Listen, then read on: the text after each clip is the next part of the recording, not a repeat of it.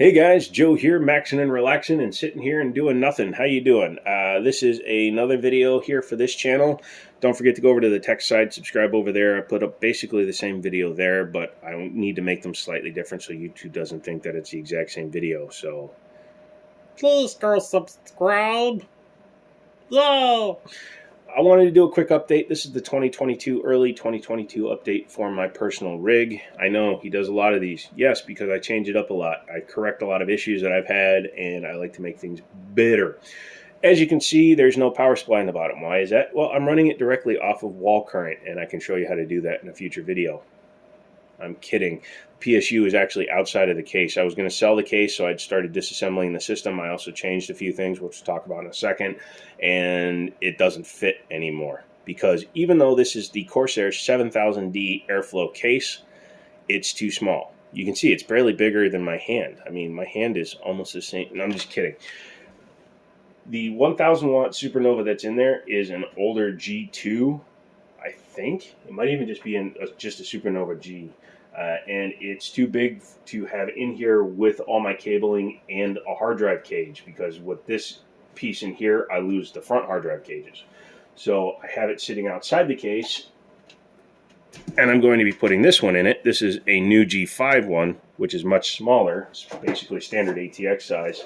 And that will be going in there because I wanted to put some hard drives back in there for video holding and as well as backup. So it has 16 terabytes of drives under there, 2 6s and a 4. It has 3 terabytes on the motherboard for a total of 19 terabytes, half of which is backup. The motherboard, as you can see, is no longer a gigabyte motherboard. It's an Asus ROG Strix. This is the gaming AMD B550 motherboard because it actually supports SLI at x8x8, which is good because if I get another 780 Ti, which I'm in the middle of, I can throw it in there. Obviously, I have a 3070 here for my daily, but this allows me to run NVIDIA cards in SLI if I want to test them. The other reason I got this motherboard is because I wanted to get the best possible processor for daily driving, and that is the Ryzen 9 5950X. 16 core, 32 threads, up to 5 gigahertz. It's very nice, runs good. I really appreciate it. It currently has 32 gigs of Corsair Dominator DDR4 Platinum RAM at 3200 megahertz, easily overclockable. It's great RAM. I'm looking for another 2 sticks because this is first gen Dominator Platinum RAM. So as soon as I can find another 2 sticks for a reasonable price, I found a couple of sticks on eBay for like 120 bucks shipped. So I'll probably wind up buying those, and then I'll have 64 gigs of matching RAM. Still water cooled with a 420 mil and a 360 mil radiator. And I switched back to clear EK cryofuel because that fluid is very good. I used the same fluid, not this exact fluid, this is a brand new fluid, but I used the Blood Red cryofuel clear in a couple of my other systems for years, never had a single issue with it, and I wanted to keep that kind of going. I cleaned up the loop. I made everything 90 degrees, which is nicer. It looks better. And the cooling performance is overkill right now because I don't have a GPU in the loop. I don't know if I'm going to put a GPU in the loop, especially not in this case because I want dual loops. If I get the 719, then I'll probably wind up adding the GPU into the loop, but I will vertically mount it. That way I can actually install cards behind it. Right now, I can install the GPU here and still run another GPU there while water cooling it. But again, not enough room. So once I do that, I will. Future plans are to use this as my test bench. It's going to be my main production. I pay for Adobe, even though I don't use it because I don't edit all my videos. But I am working on some videos for the other channel.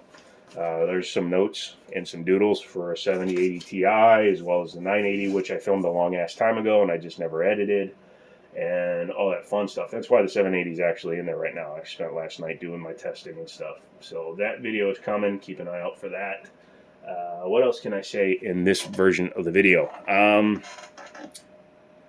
Why do I upgrade my system so often? Well, I like technology. I like finding deals. I like to make sure that I have the best possible version of something. And quite frankly, it's an obsession of mine. That's why I like it. That's why I do it. That's why when I get into firearms, I try to get the best possible ones. When I get into technology, I try to get the best possible stuff. In fact, it's an idiotic thing, but I'm thinking about trading my 3070 for a hybrid Kingpin 2080 Ti, just because even though it's a 2080 Ti, it's barely the same speed as a 3070, and in some ray tracing cases, it's slower. It's a top-of-the-line version of the card, which when the 40 series comes out, I'm probably going to pick up a 4080 or a 4090 if they become available. So I don't care about this card. This card means nothing to me, so I'll trade that off. Yeah, that's about it. Will I add more videos to this channel on the build? No, not really, but I will do complete ones, or I'll upload. I'm starting my video game collection back up. We've been picking up a lot of games that aren't worth selling in bundles, so I'm probably just going to buy those from the company, and it's a quick way to start your collection back up if you sold your collection like I did back in 2017. Come back for more videos. Obviously, the McPew-Pews are going to continue. There's one going up yesterday, so make sure you tuned in for that, as well as future stuff going to the range. That's why I need you guys to subscribe. When you subscribe, it helps the channel grow, because it costs a lot of money to go to the range.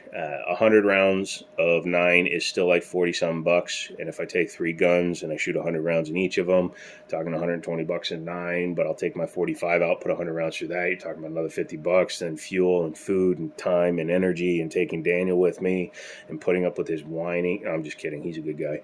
But it can cost a few $100 to make a video at the range, which is also the other reason why I don't do it, because it's so damn expensive right now. Even though I work for a gun store, very, very part-time, it's still a lot of money. So basically my YouTube money covers any range time or little upgrades. So I want to keep doing that, but I need you guys to come along. 7,400 subs, awesome. I need to get over 10,000. That's when you can potentially start getting sponsorships, and I want to reach out to like Smith & Wesson and Ruger and all these companies and ask for T&E stuff, or at least sponsorship for ammunition. If I can get a sponsor for ammo, I'd go out every other day and shoot and make range videos 3 times a week if that's what you guys wanted to, because I have access to firearms, I have access to a range, I have access to time because I'm disabled and retired. So let me know if that's something you guys would be interested in, or if you guys have any contacts in the ammo sphere.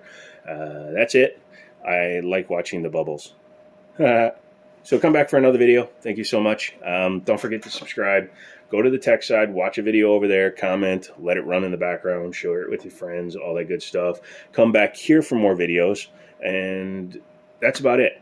So, again, Amazon affiliate links, subscribe to the other channel, come back here, poke fun at me, go over to TikTok, same name, Jiminy Show over there, watch some videos over there because I cuss and I say a lot of bad words over there. Come back here when you're done, and we're just going to keep going. So, I'm out of here. Joe, Jiminy Show, all that good stuff, and I will talk to you later.